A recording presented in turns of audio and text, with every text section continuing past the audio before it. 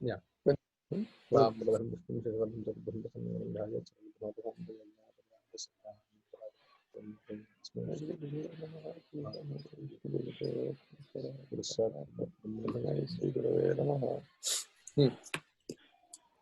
నిమిషం కొంచెం వెనక్కి వెళ్ళి రివైజ్ చేసుకొని ముందుకు వెళ్ళిపోదాం. లింగం త్రివిధం ఎక్కడ ఉంది?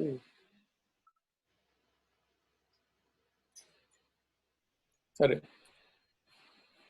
లింగం త్రివిధం అన్వయ వ్యతిరేకి కేవల అన్వయి కేవల వ్యతిరేకి చేతి అన్వయేన వ్యతిరేకేణ చ వ్యాప్తిమత్ అన్వయ వ్యతిరేకి. రెండు వ్యాప్తులు కలిగినది అన్వయ వ్యతిరేకి. వన్హౌ సాధ్యే ధూమవత్వం.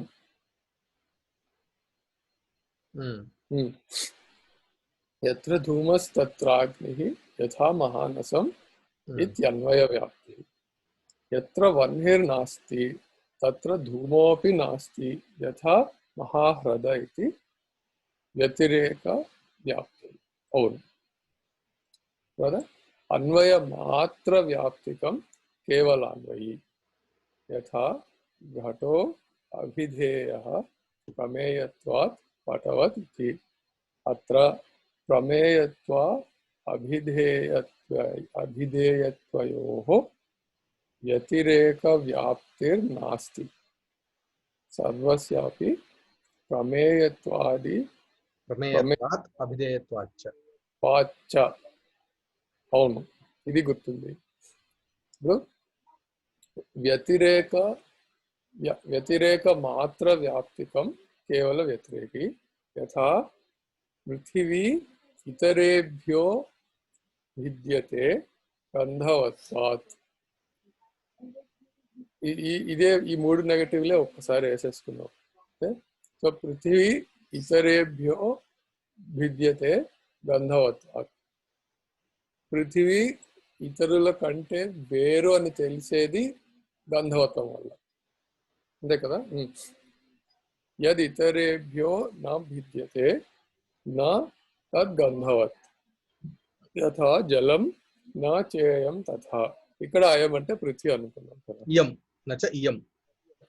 నచ ఇయం ఇయం సారీ ఇయం పృథివీ న తథా.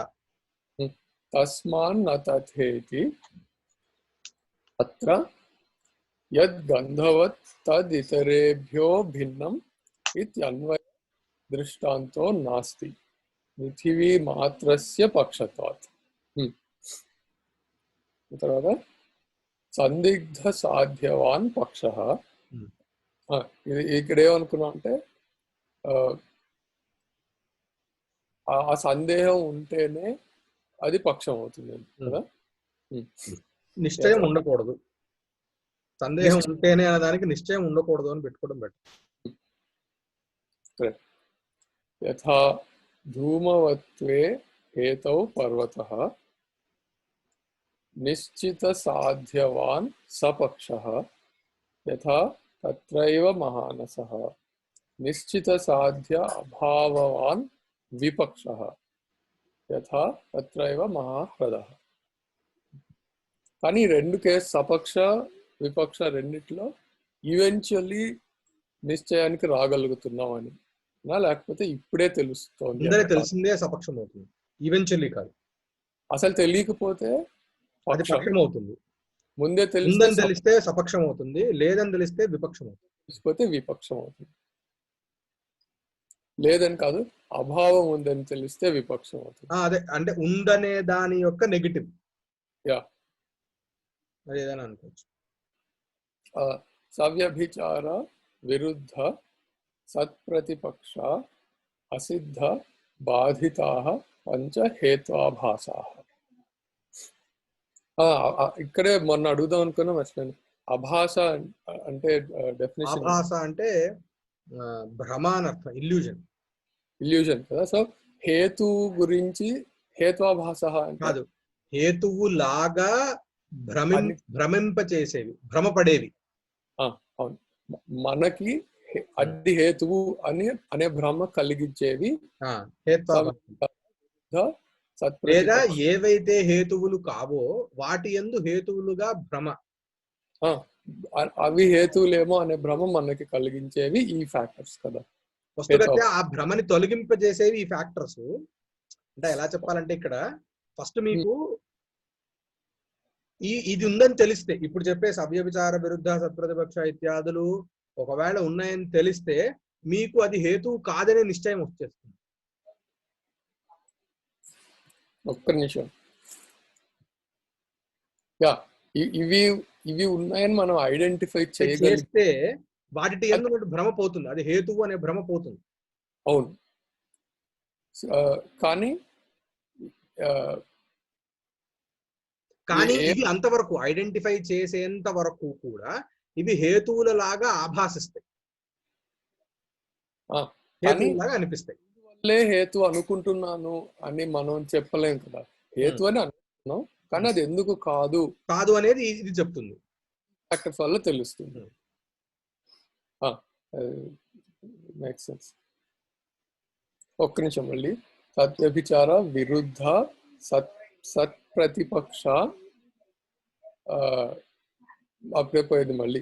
సిద్ధ బాధిత 5 అసిద్ధ. సో వ్యభిచార అంటే అది అనుకున్నాం మళ్ళీ. ఇప్పుడు సబ్సెట్ నుంచి హోల్ కి చేయొచ్చు కానీ హోల్ నుంచి సబ్సెట్ కి చేయలేము. ఇంకా మిగతా వాటికి వెళ్ళలేదు అనుకుంటా.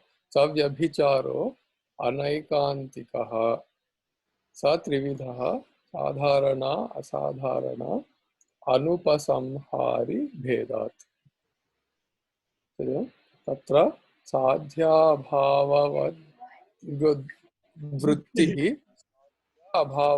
వృత్తి సాధారణో అనైకాంతికః యథా పర్వతో వన్హిమాన్ ప్రమేయత్వాదితి. అత్ర ప్రమేయత్వస్య ఇది మళ్ళీ వన్యభావవతి హృదే విద్యమానత్వాత్. ఇది నాకు కొంచెం ఒకసారి మళ్ళీ చేద్దాం. ఇది చేసా లాస్ట్ వీక్ కానీ నేను ప్రమేయత్వాత్ అంటే అన్ని ప్రమాణాత్మక జ్ఞానంలో విషయం అవ్వటం, విషయత. అవును, ఇది ప్రమేయత్వం. ఇది అన్నిట్లో ఉంది. ప్రపంచంలో ఉన్న అన్ని పదార్థాలు జ్ఞానంలో విషయం అవ్వగలిగినవే, ప్రమాణాత్మక జ్ఞానంలో విషయం అవ్వగలిగినవే. సో ఇది ఇప్పుడు జలహ్రదంలో కూడా ఉంది. హ్రదం అంటే సరస్సు. అవును, ఆ సరస్సులో వన్హి లేదు కాబట్టి వన్హి లేనటువంటి చోట కూడా ఉండేటటువంటి ప్రమేయత్వం అనే హేతువుతో వన్హిని అనుమానించలేరు. అవును, కాబట్టి పర్వతః వన్హిమాన్ ప్రమేయత్వాత్ అనేది కుదరదు.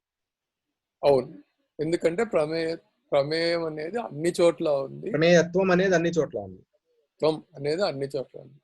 ఏదైనా ప్రమ అయ్యే అవకాశం ఉంటుంది, ప్రమాలో విషయం అయ్యే అవకాశం ఉంది.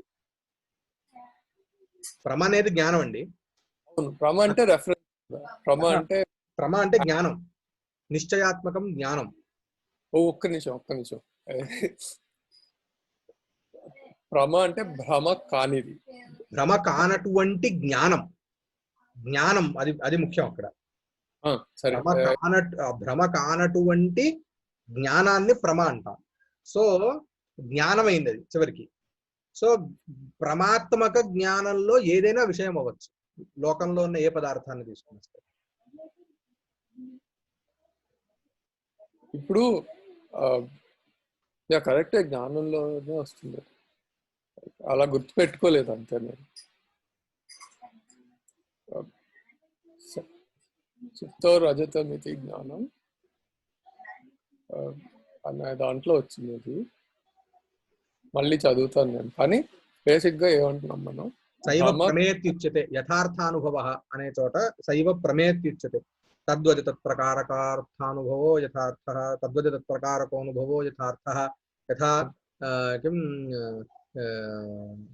రజతే ఇదం రజతమితి శైవ ప్రమేత్యుచ్యతే అని అక్కడ వచ్చింది. అక్కడ అప్పుడు ఏమనుకున్నాం అంటే ప్రమ అంటే భ్రమ కానిది. కానీ భ్రమ కానీ జ్ఞానం అంటున్నాం.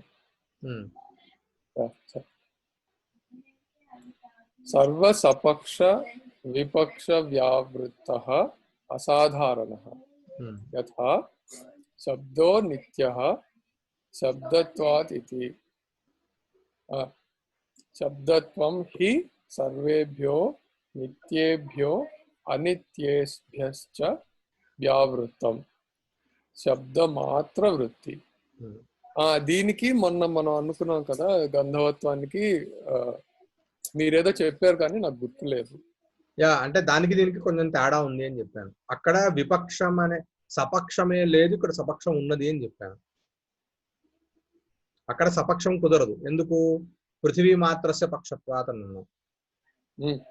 ఇక్కడ పక్షం కంటే భిన్నమైన సపక్షం కుదురుతుంది. అదెలా అయింది? ఇప్పుడు శబ్దం కూడా నిత్యం కదా, కాబట్టి అన్ని నిత్యాలు ఏ నిత్యం? శబ్దం ఇప్పుడు మనకి నిత్యమో కాదో తెలియదు, శబ్దం పక్షం అయింది. సో పక్షం అంటే ఏంటి? అక్కడ ఉందో లేదో మనకు తెలియదు. నిత్యత్వం ఉందా అనిత్యత్వం ఉందా అనేది మనకు తెలియదు. శబ్దం నిత్యమా అనిత్యమా తెలియనప్పుడే శబ్దం పక్షం అవుతుంది. కానీ మనకు వేరేవి పరమాణువు ఆకాశం ఇట్లాంటివి నిత్యమని నిశ్చయం ఉన్నది. అవును, శబ్దాన్ని వదిలేసి మిగతావి ఏవి నిత్యాలో మనకు తెలుసు. సో అవి సపక్షాలైనవి. కానీ పృథివీ స్థలంలో పృథివీతర భేదము అనేది సాధ్యము. ఆ సాధ్యము పృథివీలోనే ఉంటుంది. అవును. సో అక్కడ పృథివీ మాత్రం మొత్తం అంతా పక్షం అయిపోయినప్పుడు అక్కడ సపక్షం అనేది ఒకటి లేదు. అందుకని అక్కడ వ్యతిరేక వ్యాప్తి వరకు వెళ్ళాం కదా. ఎత్ర గంధవత్వం తత్ర ఇతర భేద అనేది చెప్పడానికి ఎందుకు కుదరదు? తత్ర అన్వయ దృష్టాంతో నాస్తి అని చెప్పాం. అంటే అక్కడ సపక్షం లేదు, ఇక్కడ సపక్షం ఉంది. ఇక్కడ ఆ సపక్షంలో కూడా హేతు ఉండట్లేదు, విపక్షంలో కూడా హేతు ఉండట్లేదు. సో దీనికి వెనకాల దానికి ఇది తేడా. వెనకాల కేవలం విపక్షంలో ఉండటం అనేదైంది, ఇక్కడేమో విపక్షంలో కూడా లేకపోవటం, అలాగే సపక్షంలో కూడా లేకపోవటం. అది అలాంటి సిచ్యువేషన్ అసాధారణం. అసాధారణం. ఇది కాకుండా మనం వేరే ఎగ్జాంపుల్స్ తీసుకోగలిగితే కొంచెం నాకు ఈజీగా అవుతుందేమో. మొత్తం ఈ చాప్టర్ అంతా అలాగే ఉంది. ఇవంతా అలాగే ఉంటుంది, ఇవన్నిట్లో కూడా అలాగే ఉంటుంది. అర్థం అవుతున్నాయి కానీ అర్థమయ్యి మళ్ళీ ఏమంటారు నిలవట్లేదు. పోనీ ఇలా తీసుకుందాం ఆత్మ అనేది తీసుకుందాం. ఆత్మ అనేది ఒక దాన్ని తీసుకుందాం. మీకు ఆత్మ లేదు అనే నిశ్చయం ఉంది, నాకు ఆత్మ ఉందనే నిశ్చయం ఉంది. నేనేమంటానంటే ఆత్మ ఉన్నది, ఆత్మత్వాత్ అని అంటాను. అది టాటాలజీ. దానివల్లే ఇదేమంటారు రిలీజియస్ బుక్స్ గురించి అంటారు. అంటే సరే వేరే వాళ్ళు అంటే మళ్ళీ ఏమవుతాయో కానీ ఎవరో ఒకడు వచ్చి బుక్ రాశాడు, నేనే దేవుడు, ఇది నా బుక్ అంటాడు వాడు. ఆ విషయం నీకు ఎలా తెలుసు అంటే ఆ బుక్ లో ఉంది. ఏ బుక్ లో ఉంది అంటే దేవుడు రాసిన బుక్ లో ఉంది. వాడు దేవుడు నీకు ఎలా తెలుసు అంటే ఆ బుక్ రాసిన బుక్ లో ఉంది. అదే. సో ఇప్పుడు ఇక్కడ ఏమైంది మీకు? ఇప్పుడు నేను చెప్పిన కాజ్ ఏదైతే ఉన్నదో అది కేవలం ఆత్మలో ఉంటుంది. సో ఆత్మలో మాత్రమే ఉండే కాజ్ తో ఆత్మ ఉంది లేదు అనేది నిశ్చయించలేం. అవును. ఎందుకు? అది కాంట్రడిక్టర్, అది సబ్జెక్టు కాంట్రడిక్షన్ అనొచ్చా? అది అదే అక్కడ అంశంలోనే మీకు నాకు కుదరట్లా, విపరీతపత్తి ఉన్నది. విపరీతపత్తి అంటే ఏంటి? విరుద్ధార్థ ప్రతిపాదక వాక్యద్వయం. ఒకే సబ్స్ట్రాటం నందు రెండు విరుద్ధమైనటువంటి పక్షాలు ఉన్నప్పుడే అది విపరీతపత్తి అంటారు. ఒకడు ఎక్స్ ఉంది అని ఎక్స్ లేదు అని చెప్పే కాజం ఎక్స్ లో మాత్రమే ఉంటుంది. సో ఉంది అనడానికి లేదా లేదు అనడానికి ఇంప్లికేషన్ ని చూపించే ఫ్యాక్టర్ ఏది లేదు అక్కడ ఈ హేతుతో. వేరే చోట చూపించాలి, ఎందుకంటే మనం ప్రకృత సబ్స్ట్రాటం లో చూపించలేం దీన్ని. మన ప్రకృత పక్షంలో తీసుకొని మనం ఉంది లేదు వ్యాప్తిని మనం నిర్ధారించలేం. సో ఏమవుతోంది? ఈ హేతువు చివరికి ఏమవుతోంది? ఉంది అనే పక్షంలోనూ లేదు, లేదు అనే పక్షంలోనూ లేదు. అంటే ఏవైతే నిశ్చితమో మనకి ఉన్నవి లేవు అని చెప్పిన మనకి ఏవైతే ఒక సెట్ ఆఫ్ పదార్థాలు ఉన్నాయి లేవు అని నిశ్చితం లేదా, ఆ రెండిట్లోనూ రెండు లిస్టులలోనూ ఈ హేతు ఉండదు. ఆ లిస్ట్ చేసినటువంటి పదార్థాల్లో ఈ హేతు ఉండదు. సో దీంతో నేను సాధిస్తాను, ఉన్నది అని సాధిస్తాను, లేదు అనేది సాధిస్తాను అనేది సేమ్. సో అక్కడ వేరేదేదో చెప్పాలి. ఎలాగైతే ఇప్పుడు ఇక్కడే నేను ఏది సధ్యేతువో చెప్తాను, పోనీ ఏది సధ్యేతువో చెప్తాను. ఏది ఇప్పుడు నిత్య, శబ్ద నిత్య అన్నాం కదా, శబ్దాన్ని వదిలేద్దాం. నిత్యత్వాన్ని సాధించే హేతు ఏంటి? పోనీ అనిత్యత్వాన్ని తీసుకుందాం. అనిత్యత్వం అనేది సాధ్యంగా తీసుకుందాం. సాధించడం ఈజీ కదా, ఎందుకంటే anything that is composed is అనిత్యం. పోనీ ఇలా తీసుకోండి, ఉత్పత్తి వినాశ శాలిత్వాత్ అని అంటాం. శాలిత్వం అంటే ఏంటి? అంటే ఉత్పత్తి వినాశ రహితత్వాత్. సరే కాదు, ఇప్పుడు అనిత్యానికి కార్యత్వం అనేది హేతు. అవును, అదే అంటున్నాను. కార్యత్వం పుట్టుక ఉన్నది కాబట్టి ఇది అనిత్యం. ఏదేదైతే పుట్టుక ఉన్నదో అలా అనిత్యం. సో ఇక్కడ మీకు వ్యాప్తి కుదిరిపోయింది.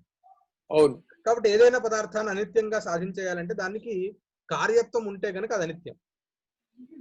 కానీ కార్యత్వం మాత్రమే ఎక్స్క్లూజివ్ గా అనిత్యానికి లీడ్ చేస్తున్న వేరే ఫ్యాక్టర్స్ ఏమన్నా కూడా వేరే ద్వారా కూడా సాధించొచ్చా అనేది ఇండిపెండెంట్. ఒకటైతే దొరికేసింది కదా. ఇప్పుడు ఇక్కడేమంటున్నారు కదా, శబ్దో నిత్య శబ్దత్వాత్ ఇది, అంటే శబ్దత్వం వల్ల శబ్ద నిత్య అని నిరూపించలేము. ఎందుకు? శబ్దత్వం శబ్దంలో మాత్రమే ఉంది. అంటే మీరు ఇప్పుడు వ్యాప్తిని చెప్పాలంటే కూడా ఎలా చెప్పాలి? ఎక్కడెక్కడైతే హేతు ఉన్నదో అక్కడల్లా సాధ్యం ఉందని చెప్పాలి. వన్యమాన్ ధూమాది అనేది తీసుకున్నాం అనుకోండి, ఎక్కడెక్కడైతే ధూమం ఉందో అక్కడల్లా సాధ్యం ఉంది, వన్య ఉందని చెప్తాం. అలాగే మీరు ఎక్కడెక్కడైతే శబ్దత్వం ఉందో అక్కడల్లా నిత్యత్వం ఉంది అని చెప్పగలరా అంటే చెప్పలేదు. ఎందుకు? ఎక్కడెక్కడైతే శబ్దత్వం ఎక్కడ ఉంది, శబ్దంలో మాత్రమే ఉంది. అవును, అక్కడ నిత్యత్వం ఉంది లేదు, ఇంకా అది మనకు నిశ్చయం అవ్వాల, అందుకనే అది పక్షమైంది. సో మనకి ఇక్కడ నిశ్చయం చేయడానికి లేదు. అవును, అందుకు ఇప్పుడు ఒక్క నిమిషం వెనక్కి వెళ్తే, ఇప్పుడు సాధారణ దీంట్లో ఏమంటున్నారు, తత్ర సాధ్య అభావ సాధారణ అనేకాంతిక. విపక్ష వృత్తిత్వం ఉంది. గట్టిగా అంటే ఒకే మాటలో చెప్పాలంటే విపక్ష వృత్తిత్వం హేతువుకు ఉంది. విపక్షం అంటే ఏంటి? సాధ్యము లేదనే నిశ్చయము ఎక్కడైతే ఉన్నదో అది సరస్సులో వన్హి లేదు అనే నిశ్చయం ఉంది కాబట్టి సరస్సు విపక్షమైంది. ఆ విపక్షంలో హేతు ఉంది.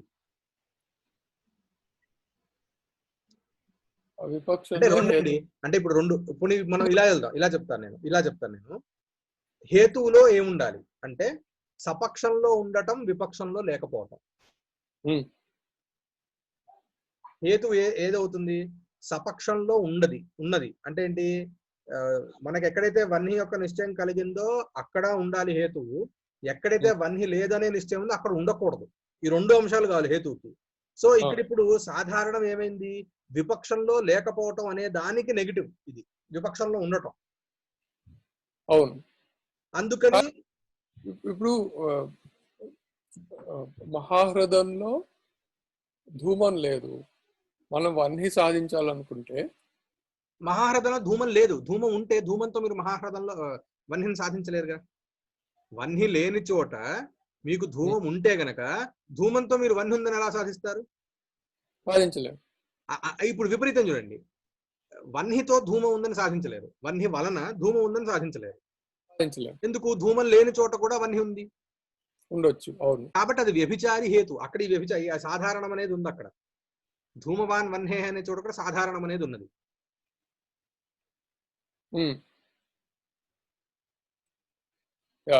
ఇది కైండ్ ఆఫ్ కొంచెం మళ్ళీ నెక్స్ట్ వీక్ కి హోప్ఫుల్లీ ఫ్లో వస్తుంది సెటిల్ అయ్యి కొంచెం ముందుకెళ్ళినట్టు. సో సర్వపక్ష, ఇది సపక్ష అని ఉండాలి. సర్వ సపక్ష విపక్ష వ్యావృత్త హేతు అసాధారణ యథా శబ్దో నిత్య శబ్దత్వాత్ ఇతి. శబ్దత్వం హి సర్వేభ్యో నిత్యేభ్యో అనిత్యేభ్యశ్చ వ్యావృత్తం అని. ఇప్పుడు ఏమంటున్నారు ఈ లైన్ లో? శబ్దత్వం అన్ని నిత్య అనిత్యాలకి వ్యావృత్తం అయ్యింది. వ్యావృత్తం అంటే లేదు, అన్ని నిత్యాలలో అనిత్యాలలో లేదు. అన్నిట్లో లేదు. అంటే కాబట్టి అన్నిట్లో అని కాదు, మీకు నిత్యములుగా అనిత్యములుగా నిశ్చితమైనటువంటి పదార్థములలో లేదు. ఇంకా గట్టిగా చెప్పాలి. మరి సర్వేభ్యో అంటున్నారు కదా, అంటే అన్ని అంటే సర్వేభ్య అంటే అక్కడ ఏంటి, ఇప్పుడు మీకు కొన్ని నిత్యం అని తెలియదు అనుకోండి, అంటే ఇక్కడ సిద్ధవత్కృత్య చెప్తున్నారు. కానీ మనం ప్రాక్టికల్ గా దీనిలోకి వస్తే, మీకు ఏవైతే నిత్యాలుగా తెలుసో వాటిట్లో లేదు, మీకు ఏదైతే అనిత్యాలుగా తెలుసో వాటిట్లో లేదు. కాబట్టి ఇది శబ్ద మాత్ర వృత్తి. కాబట్టి శబ్ద నిత్య అనేది శబ్దత్వం. అంటే సింపుల్ అండి, ఘట నిత్య ఘటత్వాత్, పట అనిత్య పటత్వాత్, ఇలా రెండు చెప్పలే. నేను గొప్పవాణ్ణి ఎందుకంటే నా పేరు శ్రీనివాస్ కాబట్టి అన్నట్టు ఉంటుంది అన్నమాట. అట్లా ఇది టాటాలజీ కిందకి వస్తుంది నాకు తెలిసిన దాంట్లో అప్రాక్సిమేట్లీ. సరే, అన్వయ వ్యతిరేక దృష్టాంత అనుపసంహారి. అన్వయ వ్యతిరేక దృష్టాంత రహిత అనుపసంహారి.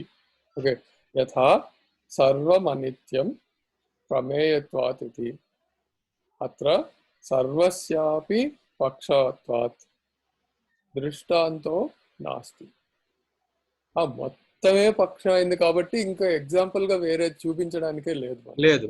కాబట్టి ఎగ్జాంపుల్ వెదర్ ఇట్ ఈస్ అన్వయము వ్యతిరేకం, పాజిటివ్ ఆర్ నెగిటివ్, రెండు రకాలైనటువంటి ఎగ్జాంపుల్స్ చూపించలేనప్పుడు మీరు అట్లాంటి ఒక స్థలంలో అసలు దీన్ని తీసుకోలేరు, హేతువుని అది తీసుకోలేరు అనమాట. సో దాన్ని అనుపసంహారి అంటున్నాం. అంటే ఏంటి, ఇప్పుడు పక్షం ఎప్పుడైనా సర్వం అయితే ప్రాబ్లం.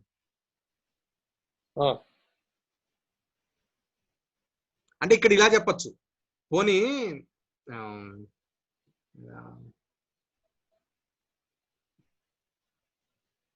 సర్లేండి, ఇది ఇక్కడ ప్రస్తుతానికి దీనికి ఏమైనా కొంచెం ఏమైనా వేరే రకంగా ఇవ్వచ్చేమో, నేను మళ్ళీ ఆలోచిస్తాను. మనం ఇంకా చేయొచ్చేమో ఒకసారి ఆలోచిస్తాం. సాధ్యాభావ వ్యాప్తో హేతు, సాధ్య అభావ వ్యాప్తో హేతు విరుద్ధ. యథా శబ్దో నిత్యః కార్యత్వాత్ ఇతి కార్యత్వం హి నిత్యత్వాభావేన అనిత్యత్వేన వ్యాప్తం. అనిత్యత్వేన వ్యాప్తం. ఒక్క నిమిషం. సరే, ఇక్కడ కొంచెం టెక్నికల్ గా వెళ్లే ముందర నేను జస్ట్ చెప్పేస్తాను. దాని తర్వాత అంటే ఇక్కడ మనకి ఒకటి కావాల్సి వచ్చిన అంశం ఏంటంటే, వెనకాల నుంచి మనం తీసుకోవాల్సింది వ్యతిరేక వ్యాప్తి యొక్క స్వరూపం ఒకటి. అది తర్వాత ఫస్ట్ ఇక్కడ అసలు చెప్తోంది ఏంటి అంటే, పక్షము సాధ్యము హేతు ఉన్నాయి కదా, మామూలుగా సాధ్యానికి హేతువుకి అన్వయ వ్యాప్తి లేదా వ్యతిరేక వ్యాప్తి ఉంటాయి. సాధ్యానికి హేతువుకి అవును. సో నార్మల్ గా వ్యతిరేక వ్యాప్తి స్థలంలో ఏం చెప్పాము, ఎక్కడెక్కడైతే సాధ్యము లేదో అక్కడల్లా కూడా హేతువు లేకపోవటం, ఇది వ్యతిరేక వ్యాప్తి. ఎక్కడెక్కడైతే వన్హి లేదో అక్కడల్లా ధూమం లేదు. కాబట్టి సాధ్య అభావానికి హేత్వభావానికి వ్యాపకత్వం ఉంటే గనక, అటువంటి వ్యాపకత్వం కలిగిన హేత్వభావము యొక్క ప్రతియోగి అయినటువంటిది వ్యతిరేక వ్యాప్తి కలిగినది అవుతుంది. అవును, అది హేతువు వరకు తీసుకెళ్ళాం దాన్ని. ఇక్కడేమొస్తుందంటే, ఈ స్థలంలో సాధ్యాభావానికి హేత్వభావానికి కదా మామూలుగా అయితే వ్యాప్తి ఉండేది, ఇక్కడ సాధ్యానికి హేత్వభావానికి ఉంటుంది. ఎక్కడెక్కడైతే సాధ్యం ఉందో, మామూలుగా ఏం చేస్తాం, వ్యతిరేక వ్యాప్తి స్థలంలో ఎక్కడెక్కడైతే సాధ్యం లేదో అక్కడ హేతువు లేదు అనేది చెప్తాం. ఈ స్థలంలో ఎక్కడెక్కడైతే సాధ్యం ఉందో అక్కడ హేతువు లేదు. ఎక్కడెక్కడైతే సాధ్యం ఉందో అక్కడ హేతువు లేదు అనేది కనుక నిరూపించగలిగితే అప్పుడు ఇక్కడ ఈ దోషం వస్తుంది. అంటే బేసిక్ ఏమంటున్నాం, ఇప్పుడు మన వన్హి ధూమ ఎగ్జాంపుల్ లోనే వన్హి ఉన్న ధూమం లేని ఎగ్జాంపుల్ ఒకటి ఆ దృష్టాంతం తీసుకురాగలిగితే అది విరుద్ధం అవుతుంది. మీ బొమ్మలో బాల్ ఉండేది, అదేంటి ఐస్ ముక్క మీద ball. Yeah, something like that. Yeah. So साध्य अभाव व्याप्तो हेतुः विरुद्धः तथा शब्द नित्यः कार्यत्वात् इति. యాక్చువల్లీ ఇక్కడ సాధ్యాభావ వ్యాప్త అన్నారు కదా, దానికి చివరికి అర్థం చెప్పేది సాధ్య వ్యాప్త హేతు అని తీసుకోవాలి. నేను ఇప్పుడు చెప్పా కదా అదే వ్యాప్తి అంటే ఇక్కడ వ్యతిరేక వ్యాప్తి. సో ఇవన్నీ వస్తాయి, టెక్నికల్ టర్మ్స్ ఎక్కువ వచ్చేస్తాయి కదా. సో కాన్సెప్ట్ మనకి వెంటనే ఎక్కదు కాబట్టి ఫస్ట్ అందుకనే ఇది జిస్ట్.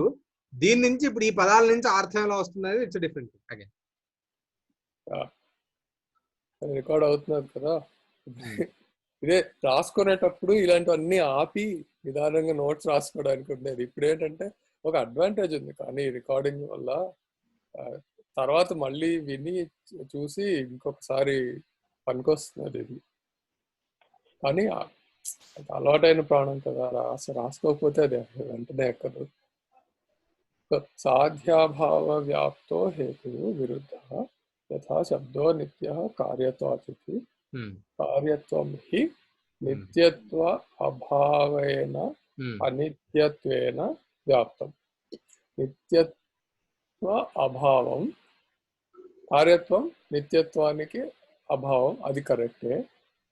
కానీ కార్యత్వం నిత్యత్వ అభావేన అనిత్యత్వేన వ్యాప్తం. కార్యత్వంలో ఏముంది?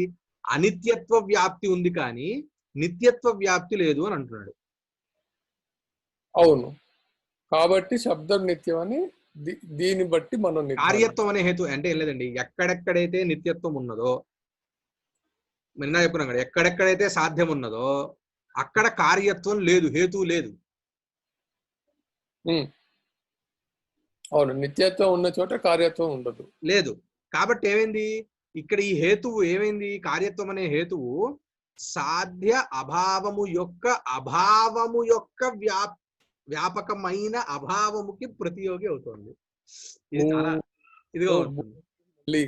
సరే, సాధ్య అభావము యొక్క అభావము అంటే సాధ్యము, వ్యాపకం అంటే అది సాధ్యమే అయింది. మళ్ళీ సాధ్యము అదే అందుకనే చెప్తున్నా, సాధ్యము యొక్క వ్యాపకం ఏమైంది? హేతువు యొక్క అభావమైంది.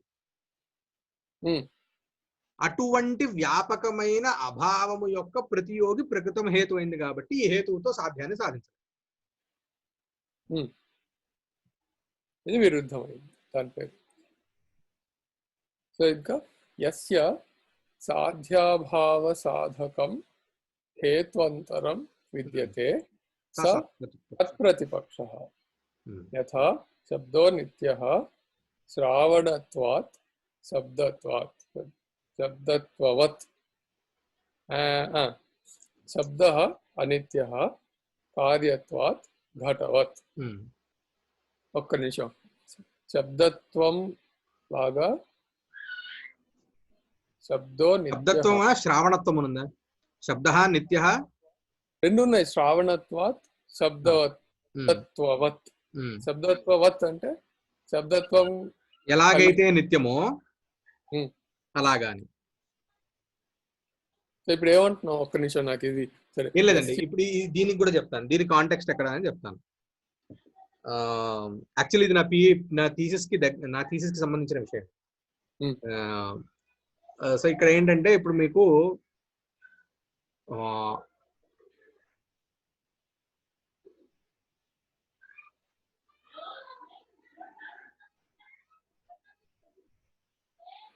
అంటే ఇప్పుడు ప్రకృత పక్షంలో మీరు సాధ్యాన్ని సాధిస్తున్నారు ఒక ఎక్స్ హేతువుతో, అదే పక్షంలో సాధ్య అభావాన్ని వేరే హేతువుతో సాధించగలిగేటటువంటి పరిస్థితి ఉన్నట్లయితే అప్పుడు ఏమవుతుంది అంటే తుల్య బలం అంటే రెండు వచ్చాయి. ఇప్పుడు పరామర్శ అని చెప్పుకున్నాం కదా, అంటే అక్కడ ఒక హేతు ఉంది, ఇక్కడ ఒక హేతు ఉంది. ఒక హేతువేమో సాధ్యాన్ని సాధిస్తోంది, ఇంకో హేతువేమో సాధ్య అభావాన్ని సాధిస్తోంది సేమ్ పక్షంలో. ఇప్పుడు ఏమవుతుంది, ఈ రెండు తుల్య బలములు అంటే ఏంటి? సమబలములు అంటే ఈ రెండిటికి యుక్తి వ్యాప్తి అన్ని సమంగా ఉన్నాయి.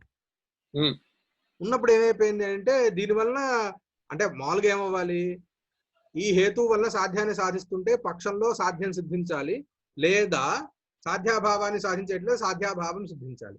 కానీ రెండు ఒకేసారి ఒకే టైంలో ఉన్నాయి, అంటే ఒకే దీనిలో ఉన్నాయి కాబట్టి అసలు ఇక్కడ సాధ్యంలో మీరు పక్షంలో మీరు సాధ్యాన్ని కానీ హేతువును కానీ సాధించలేదు. హేతు ముందే ఉందనుకోవాలి కదా, ఇప్పుడు అది పక్షధర్మత అవుతుంది కదా హేతు ఉండటం. అది వేరు. అది యాక్చువల్లీ హేతువు లేకపోవటం కూడా ఒక హేత్వాభాసం. తర్వాత వస్తుంది స్వరూపాసిద్ధి అని, అసిద్ధి అని ఉంది కదా. హేతువు లేకపోవటం అంటే ఇప్పుడు మీరు పక్షధర్మతే లేకుండా అసలు అనుమతి ఎలా కలుగుతుంది అని అంటున్నారు కదా. మామూలుగా హేతు అనేది ఫస్ట్ ఉండాలి కదా, అప్పుడు తెలిసిపోతుంది సాధ్యాభావ వ్యాప్తి హేత్వభావం ఇదంతా కుదరదు కదా అని. కానీ అది కూడా ఒకానొక దోషం. ఏంటి? పక్షంలో హేతువు లేకపోవటం కూడా ఒకానొక దోషం. సో కొన్నిసార్లు మీరు అది పరీక్షించరు అనుకోండి, మీరు ఆ అంశాన్ని ఇప్పుడు ఒకే హేతువులో చాలా దోషాలు ఉండొచ్చు. ఒకే హేతువులో చాలా దోషాలు ఉండొచ్చు. ఇప్పుడు ధూమవాన్ వన్హే అనే చోట వ్యభిచారం ఎలాగైతే ఉందో అక్కడ అసిద్ధి కూడా ఉంది, సోపాధికత్వం కూడా ఉంటుంది. వేరే ఇంకోటి కూడా నేను చూపించచ్చు. ఇప్పుడు ఇక్కడ విరుద్ధం కూడా చెప్పొచ్చు కదా కొన్ని చోట్ల. అంటే అలా ఉంటుంది అనమాట. అంటే ఒకే హేతువులో చాలా దోషాలు ఉండొచ్చు. సో అంత మాత్రాన అక్కడ సత్ప్రతిపక్షం లేదని కాదు. అంటే ఇప్పుడు హేతువు పక్షంలో లేనటువంటి హేతువుని తీసుకోవడం కూడా నేను సాధిస్తానని చెప్తా. అది మీరు పరీక్షించిన తర్వాత కదా మీరు అది హేతు ఉంది లేదు అని చెప్పేది. సో ఇదంతా కూడా ప్రయర్ టు దట్, పరీక్ష కంటే ముందరే. ఇదిగో నేను దీంతో ఇలా చేస్తున్నాను తర్వాత కదా వాడు ఉపస్థాపన చేసిన తర్వాత అది సద్హేతు అసద్హేతు అనేది మనం ఇవి ఉన్నాయా లేదా, ఈ ఫ్యాలసీస్ ఉన్నాయా లేదా చూసుకొని అరే బాబు నువ్వు చెప్పిన హేతు కుదరదని చెప్తాం కదా. సో అలాగనమాట. సో ఇక్కడ మనం కల్పించుకోవాలి. కల్పించుకున్నదే అంటే వాడేదో చెప్పాడు, నేనేదో ఫలానా దీనిలో ఫలానా దాన్ని ఈ హేతుతో సాధిస్తానంటే అలా అయితే నేను దాని అభావాన్ని ఇంకో హేతుతో సాధిస్తాను.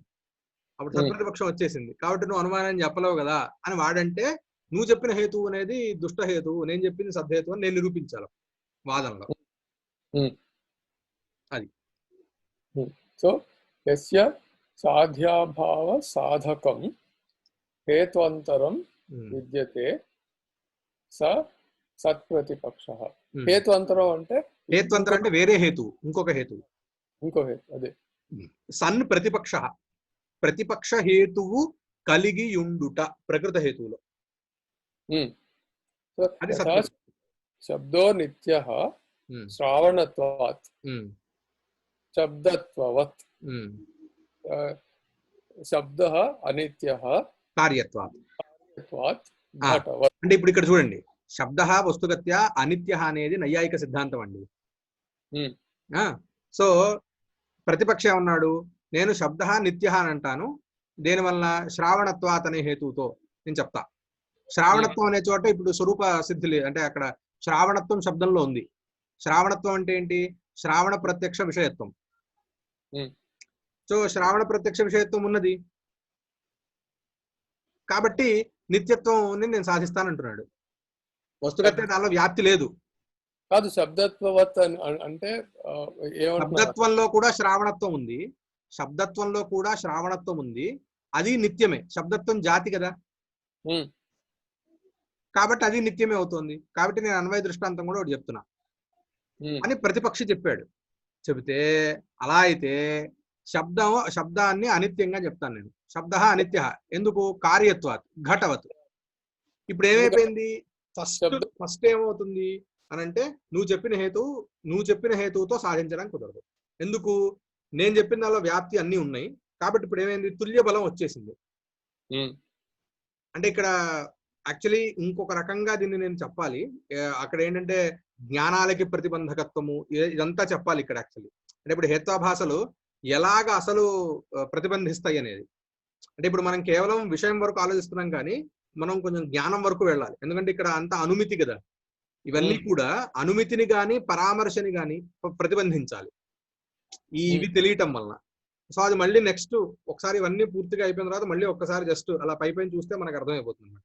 అంటే ఏవి అనుమితికి ప్రతిబంధకాలు, ఏవి వ్యాప్తికి ప్రతిబంధకాలు అని చెప్పి అనేది తర్వాత తెలిసిపోతుంది. అందుకని జ్ఞానం వరకు వెళ్ళట్లేదు.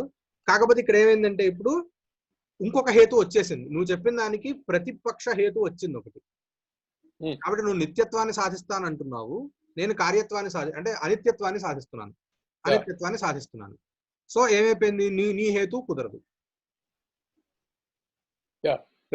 బేసిక్ గా రెండు వస్తున్నాయి. ఇప్పుడు శబ్దం ప్రొడ్యూస్ అవ్వాలి కాబట్టి అది అనిత్యం అంటున్నాం. కానీ వేరే అదొక ఆర్గ్యుమెంట్. ఇంకొకటి ఏమంటున్నారంటే శబ్దం నిత్యం, ఎందుకంటే అది వినబడుతుంది కాబట్టి. శ్రావణత్వాత్ శబ్దత్వవత్.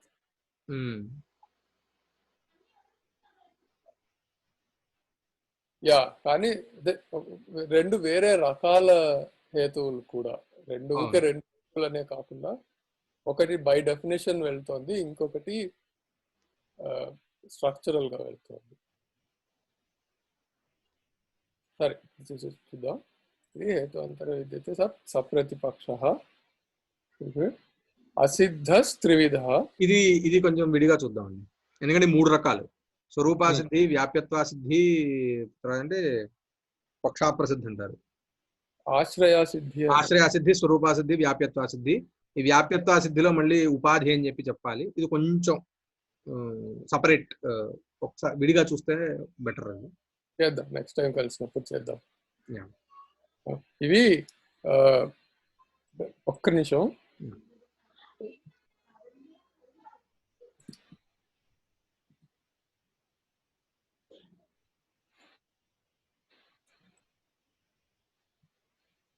మళ్ళీ 1కి వచ్చేసింది.